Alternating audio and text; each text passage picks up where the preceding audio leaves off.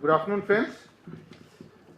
I welcome you here and I thank you for having come here. As you are aware, we had a meeting interaction a few days ago, and Honorable LG has been extremely kind, and as he promised to you, he will be meeting you regularly. So he has consented to give time once again. I thank you, sir, and I also welcome you. I also welcome Chief Secretary Shri B.V.R. Subramaniam Saab, and with these few words, I welcome you all, and may I request Honorable LG Saab to make his opening remarks.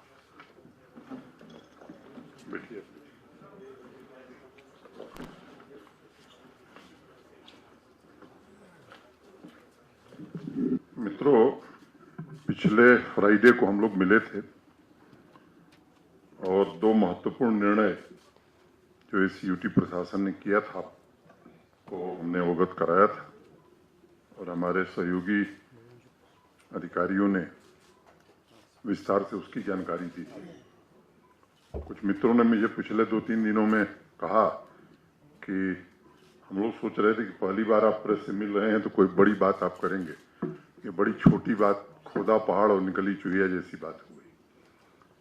मैं मानता हूं कि वो दोनों निर्णय 1 करोड़ लोगों के जीवन को प्रभावित करने वाले हैं और मेरी दृष्टि में वो दोनों ऐतिहासिक निर्णय मैं मानता हूं। आज हम लोग जिस बात की चर्चा करेंगे, अभी हमारे सचिव सूचना ने आपको बताया है थोड़ा, तो मैं बात शुरू करूं उसके पहले फैज अहमद फैज, वैसे उर्दू की बारीकियों की तमीज मुझे नहीं है क्योंकि मैं हिंदी भाषी हूं, पला बढ़ा उसी में हूं, तो आप लोगों के लिए 4 लाइन में अर्ज करके फिर अपनी बात शुरू करता हूं। गमे दिल सुनाने को जी चाहता है, गमे दिल सुनाने को जी चाहता है, तुम्हें आजमाने को जी चाहता है। सुना है कि जब से बहुत दूर हो तुम, सुना है कि जब से बहुत दूर हो तुम, बहुत दूर जाने को जी चाहता है। उन्हें हमसे कोई शिकायत नहीं है, उन्हें हमसे कोई शिकायत नहीं है, यूं ही रूठ जाने को जी चाहता है। फकत है यही उनकी नजरों का धोखा, फकत है यही उनकी नजरों का धोखा कि धोखे में आने को जी चाहता है। दुआ है कि हमसे वो 100 बार रूठें, दुआ है कि हमसे वो 100 बार रूठें, हमारा मनाने को जी चाहता है।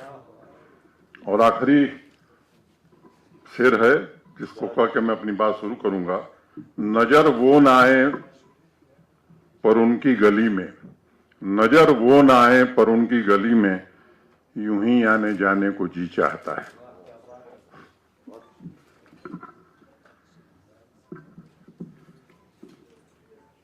पिछली बार बातचीत में हमने एक चर्चा करी थी, उसी को मैं आगे बढ़ाता हूं।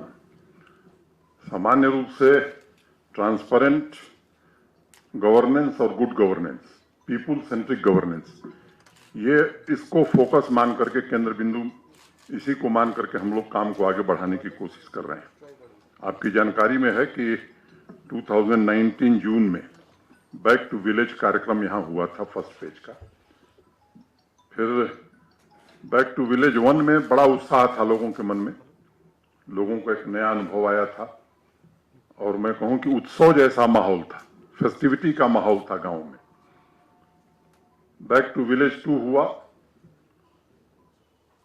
लोगों की अपेक्षाएं जगी, एस्पिरेशंस इतनी हाई हो गई कि लोगों को लगा कि सब कुछ हो जाएगा।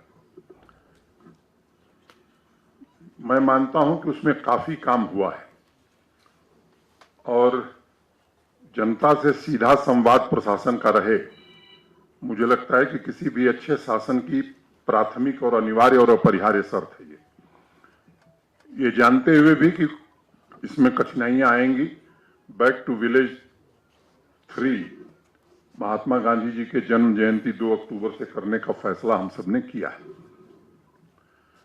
लेकिन पीछे अनुभव के आधार पर जो कमियां समझ में आई थी, अपने हिसाब से हम सबने जितना भगवान ने बुद्धि दी है उसको मिलजुल करके सुधारने की भी कोशिश की है। और बैक टू विलेज 3 शुरू हो उसके पहले एक बड़ा अभियान लगभग 20 दिनों का गांव-गांव में हर पंचायत में प्रारंभ हुआ है। उस दिन मैंने चर्चा करी थी आपसे, जिस दिन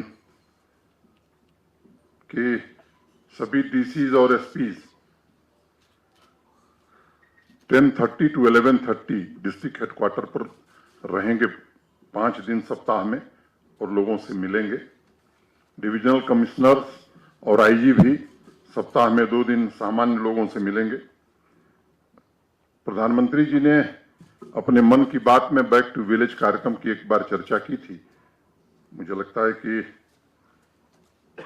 आप सब उससे परिचित हैं और बैक टू विलेज 2 की भी चर्चा इस बार 15 अगस्त के भाषण में उन्होंने किया था। बैक टू विलेज 3 सकुशल हो और लोग इससे जुड़ सकें, इसको सुनिश्चित करने के लिए कार्यक्रम बनाया है और उसमें 3 चीजें हम कर रहे हैं। एक अधिकार अभियान, मुहिम बराए हकूक, जिसमें सर्विस डिलीवरी जो सेंट्रली स्पॉन्सर्ड स्कीम्स हैं सोशल सिक्योरिटी की, तो बेनिफिशरीज 100% सेचुरेट हो जाएं, ये कोशिश प्रारंभ हुई है 10 तारीख से। गांव-गांव हमारे लोग जा रहे हैं। उन्नत ग्राम अभियान, गांव एक विकास का मॉडल बने, इसकी कल्पना ग्राम स्वराज में बापू ने किया था और मुझे लगता है कि कोई भी अच्छा शासन तभी माना जाएगा जब गांव का सशक्तिकरण हो सकेगा। और तीसरा, जन सुनवाई अभियान, छोटी छोटी बातें लोग अपनी कह सकें, उचित फोरम पर इसका इंतजाम किया, जिसके तहत मैंने बताया कि डीसीज और एसपी जाएंगे। जन सुनवाई अभियान के जो सैलिएंट फीचर्स हैं, उस दिन मैंने आपसे चर्चा करी थी। हर वेडनेसडे को जो हमारे सब डिविजनल हेडक्वार्टर्स हैं, 10 बजे से 4 बजे तक डीसी और एसपी, अगर एक जिले में 3 सब डिविजनल हेडक्वार्टर्स हैं तो नंबर 1 के जो अधिकारी हैं सब डिवीजन नंबर ए पर रहेंगे डीसी और एसपी। नंबर 2 का जो सब डिवीजन है, हमारे दूसरे नंबर के अधिकारी एडीसी और एडीएम रहेंगे, एडिशनल एसपी रहेंगे। नंबर 3 पर हमारा तीसरा अधिकारी रहेगा और बाकी जो जितने विभाग हैं सामान्य आदमी से जुड़े हुए, उनके सभी अधिकारी, चाहे वो पीएचईडी हो, इलेक्ट्रिसिटी हो, रोड्स हो, एजुकेशन हो, स्पोर्ट्स हो, ये सब लोग भी वहीं उपस्थित रहेंगे। 10 से 4 लोग आएंगे, अपनी बात बताएंगे और जिसका समाधान तत्काल किया जा सकता है वहीं समाधान करने का इंतजाम किया गया है।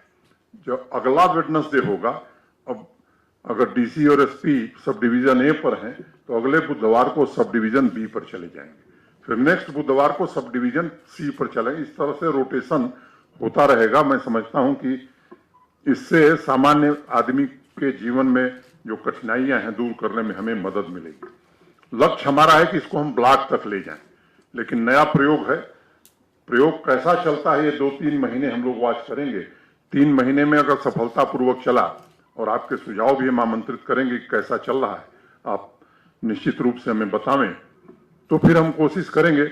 अभी अधिकारियों की संख्या सीमित है, नया अभियान है, इसलिए हमने इसको तय किया कि अभी सब डिवीजन स्तर पर करते हैं, लेकिन अल्टीमेट जो लक्ष्य हमारा है वो हम ब्लॉक तक ले जाएंगे ताकि पंचायत और गांव के आदमी को बहुत दूर न जाना पड़े।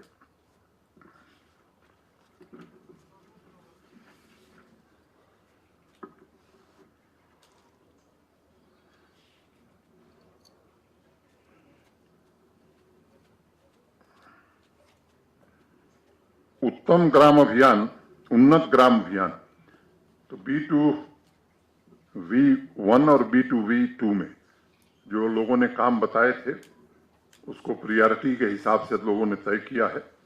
और मैं आपको एक सूचना के तौर पर, क्योंकि बड़ा कन्फ्यूजन है लोगों के मन में कि ये केवल अभियान था, काम नहीं हुआ है, मैं कुछ जिलों का आंकड़ा पढ़ना चाहता हूं और ये कागज भी मैं आपको उपलब्ध कराऊंगा। और दूसरी बात कि एक बहुत साहसिक निर्णय यहाँ के प्रशासन ने किया है कि जो काम हुए हैं उसको पब्लिक डोमेन में हमने डाल दिया है। अगर किसी को आपत्ति है, कोई क्लेम करता है कि ये काम नहीं हुआ है, तो हम उसका स्वागत करेंगे कि वो बतावे कि ये काम नहीं हुआ, तो हम इसको देखेंगे कि वो काम नहीं हुआ है तो फिर क्यों नहीं हुआ है और क्यों गलत रिपोर्टिंग की गई। ये कुलगाम डिस्ट्रिक्ट में 101 काम सभी पंचायतों को मिला करके टेकअप हुए थे। अनुमानित व्यय जो है एस्टिमेटेड कास्ट 282.63 करोड़ थी।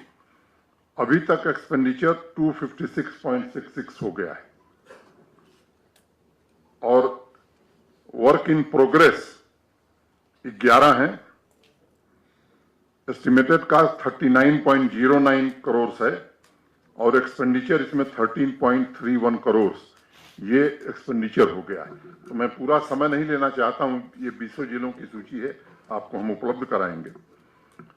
इस बार हमने थोड़ा इसको और विस्तार दिया है और कुछ बातें खास तौर से तय की हैं जिसको हम बैक टू विलेज 3rd में करना चाहते हैं।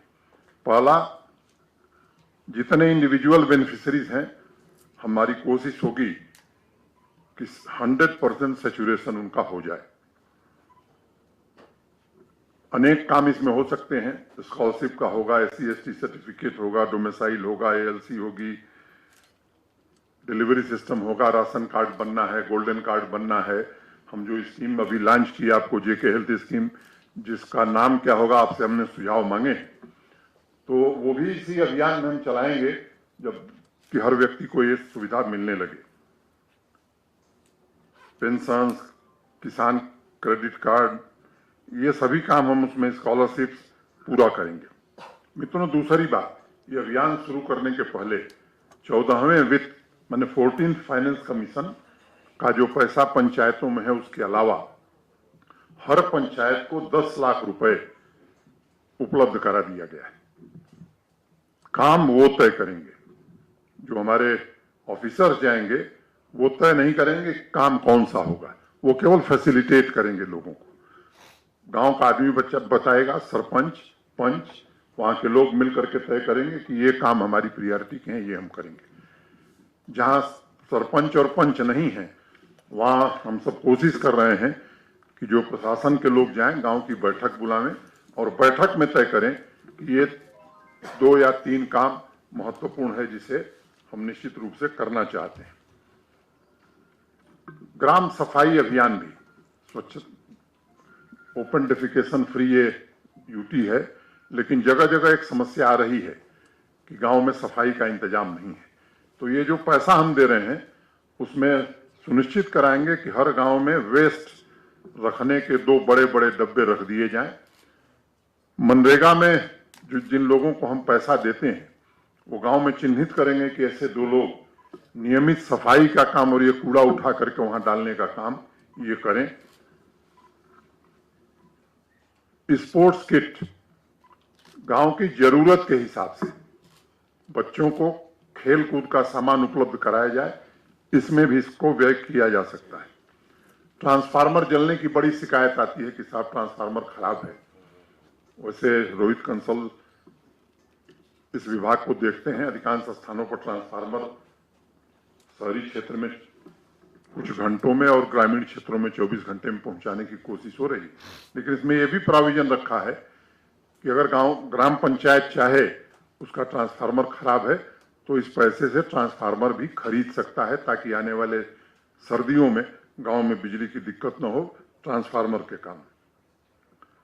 जैसे मैंने पहले ही बता दिया कि मनरेगा और 14th फाइनेंस कमीशन और ये जो पैसा हम दे रहे हैं ग्राम पंचायतों को, किस प्रकार के काम होंगे ये पंचायत को तय करना है। हम केवल फैसिलिटेटर की भूमिका में होंगे और मैं समझता हूं कि काम भी जो वहां काम होगा उसी पंचायत का आदमी करे, ये भी हम सुनिश्चित करना चाहते हैं, ताकि एम्पावरमेंट, जो पब्लिक एम्पावरमेंट कहते हैं, पंचायतों को एम्पावर करना, ये मोटे तौर पर हमारा लक्ष्य है। तो ये छोटे फैसले हैं, लेकिन मुझे लगता है कि ये छोटे फैसले आने वाले समय में बड़ा बदलाव करेंगे। तो आज इतनी ही बात कह के आप सबसे मैं विदा लेता हूं।